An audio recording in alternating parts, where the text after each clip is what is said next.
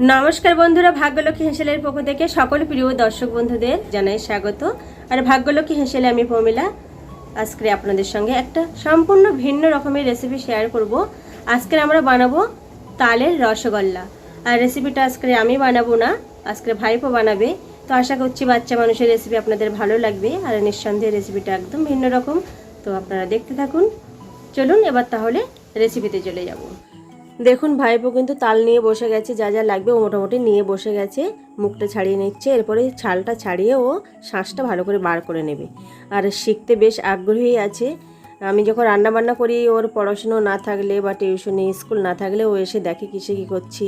যেমন আমার চৈত্র মাসে আমি মাছ মাংস খাই না, তখন ও রান্নাবান্না করেছিল, বাড়িতে কল বসছিল, বেশ 4-5 জনের রান্না করেছিল, মাছ ডিম। তো সবাই খেয়ে কিন্তু বলেছিল বেশ ভালো রান্না করেছে, ভালো টেস্ট হয়েছিল। শেখার আগ্রহ আছে, দেখি আজকের তালের রসগোল্লা কী করে, কতটা কী শেখাতে পারলাম। তো দেখতে থাকুন বন্ধুরা। লবণ আর দেবে সামান্য জল। এই রেসিপিতে বেশি জল দিলে হবে না, তালের শাঁসটা যাতে টাইট থাকে সেদিকে খেয়াল রাখতে হবে, না হলে রেসিপিটা ঠিকঠাক হবে না।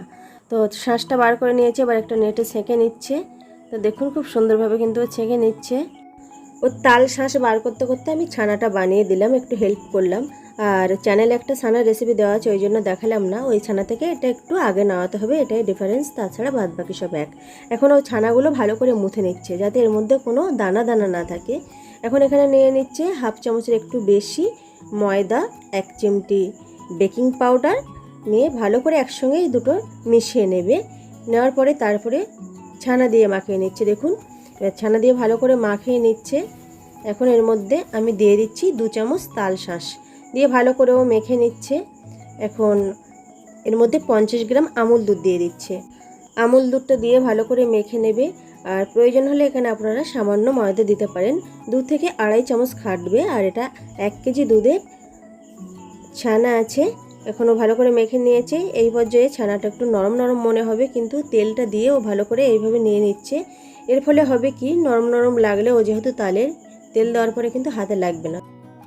ভাইপো আর আমি হাতে তেল মেখে নিয়েছি, দেখুন হাতে কিন্তু ডোটা লাগছে না।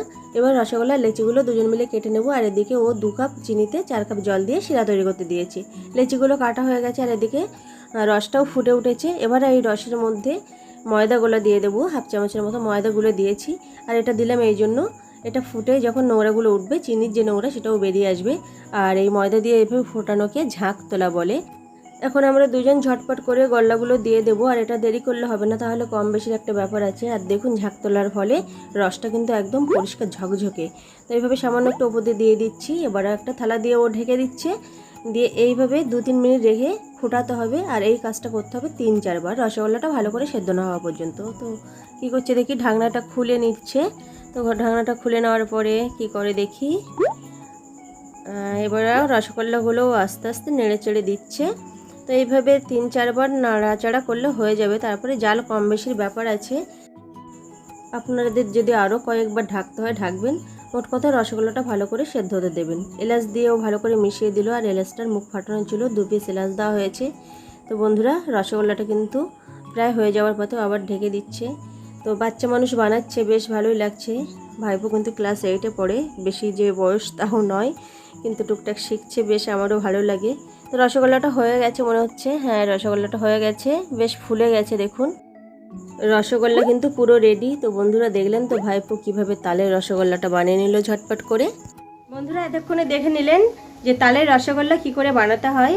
তো রেসিপিটি কেমন লাগলো অবশ্যই কমেন্ট বক্সে কমেন্ট করে জানিয়ে দেবেন। আর আপনাদের যদি কোনো প্রশ্ন থাকে তাহলে অবশ্যই কমেন্ট বক্সে আপনারা প্রশ্ন করতে পারেন। তো আজকের ভিডিওটা এই পর্যন্ত। আর এরকম নিত্য নতুন রেসিপি পাওয়ার জন্য আমার চ্যানেলটি সাবস্ক্রাইব করে পাশে থাকুন। আপনি যদি আমার চ্যানেলে প্রথম ভিডিও দেখে থাকেন তাহলে অবশ্যই সাবস্ক্রাইব করবেন। আজকের ভিডিওটি এই পর্যন্ত, আবার ফিরে আসবো পরের ভিডিওয় আবার নতুন কোনো রেসিপি নিয়ে।